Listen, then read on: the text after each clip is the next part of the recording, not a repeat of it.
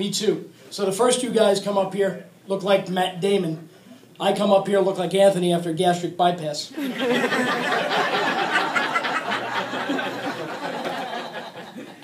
So listen, not going to beat around the bush. I want to let you guys know tonight's open mic night. This is my first time doing this. So all week long, thank you. Thank you. First times are good sometimes. So all week long I get the giggling you hear in the background is my friends and family. Like Kat, I am also Sicilian from right here on, thank you, from right here on Long Island, from Wantagh. And all week long getting calls from my family saying, are you nervous? Are you nervous about doing this?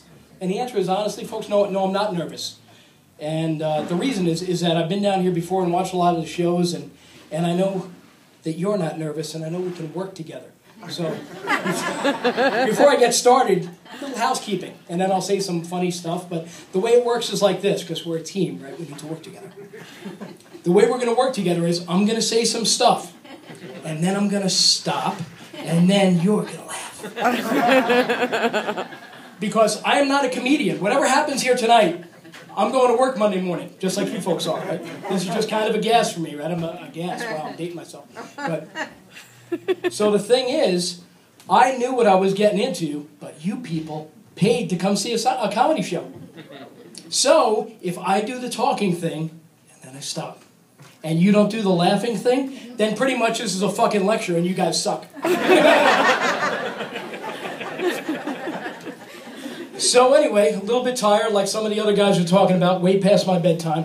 And it's been a rough week for me. I work in the sales field, and I just came back from Orlando, where everybody has a magical day. I was there at the dreaded Disney. So I was there for a business convention, and I played hooky one afternoon and pranced over, and if you can picture me prancing, it ain't pretty, pranced over to the Magic Kingdom. And things have changed. The last time I was there, about 10 years ago, was with my children, and things have changed in Disney. Does anybody know how much it costs to buy a fucking ticket to enter Disney World? $90. $90. $74 plus tax to walk in the door. And I'm thinking, you wait in line to buy the ticket because I didn't buy one in advance. And I go, $90? Really? For $90, I want a blowjob from Tinkerbell. Right? I got that much coming, or at least hand jobs from those fucking dwarfs. Right? The way I look at it, there's 7 of them, 14 hands, I run the gauntlet, everybody takes a whack. By the time I'm done, I go, thank you, Gooey, and I'm out of there. Folks, I've been married 25 years, I'll fuck that little elephant. No shit. Fuck me. That elephant's cute. You grab his ears, take him for a ride. Fucking A.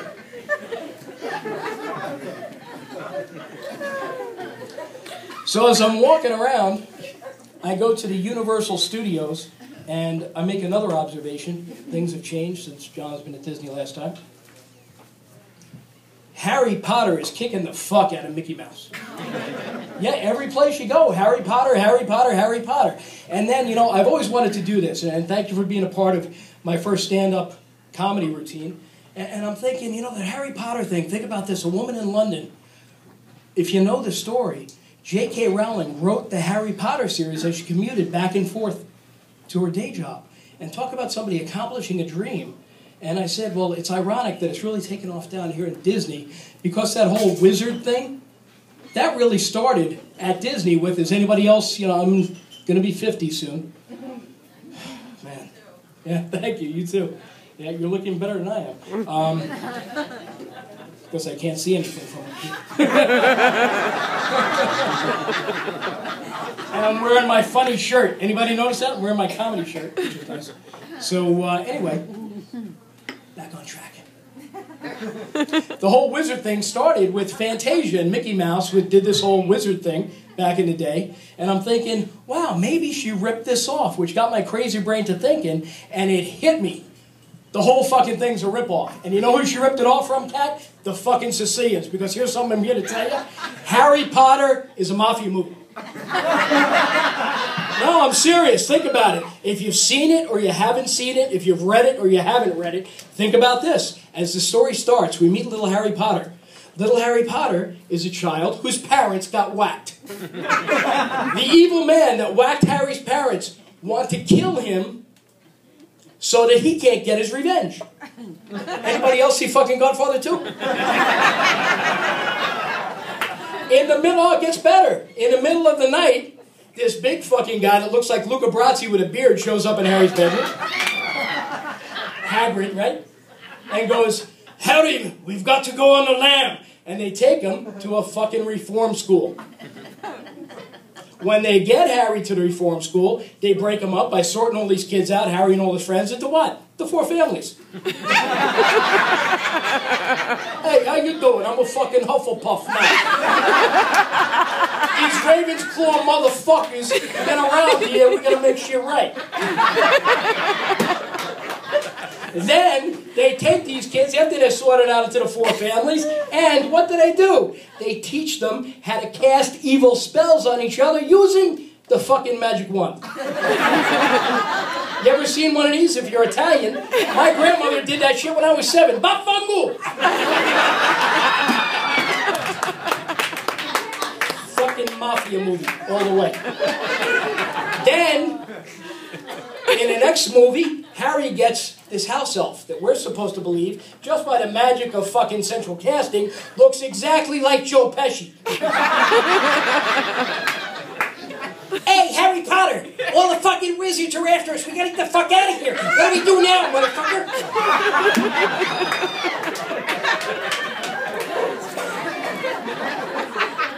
And then the house elf grows some balls and goes, hey, I'm not a fucking house elf anymore, I'm a free elf! And he gets whacked. Not an original thought in the whole fucking thing. Oh wait, we're still going. Then, it's not all learning at Hogwarts, or whatever the school is called. They play a game, right? They go out, there's this big field, and, fuck, I'm sorry, I'm a little bit nervous. What's the name? The name. Quidditch. Huh? Quesadich. They go out and play Quesadich. And Quesadich is played on what? A fucking broomstick, which is just like stickball. And just to drive it home, the object of the game is to find what? The fucking snitch. Thank you very much. You guys have been great.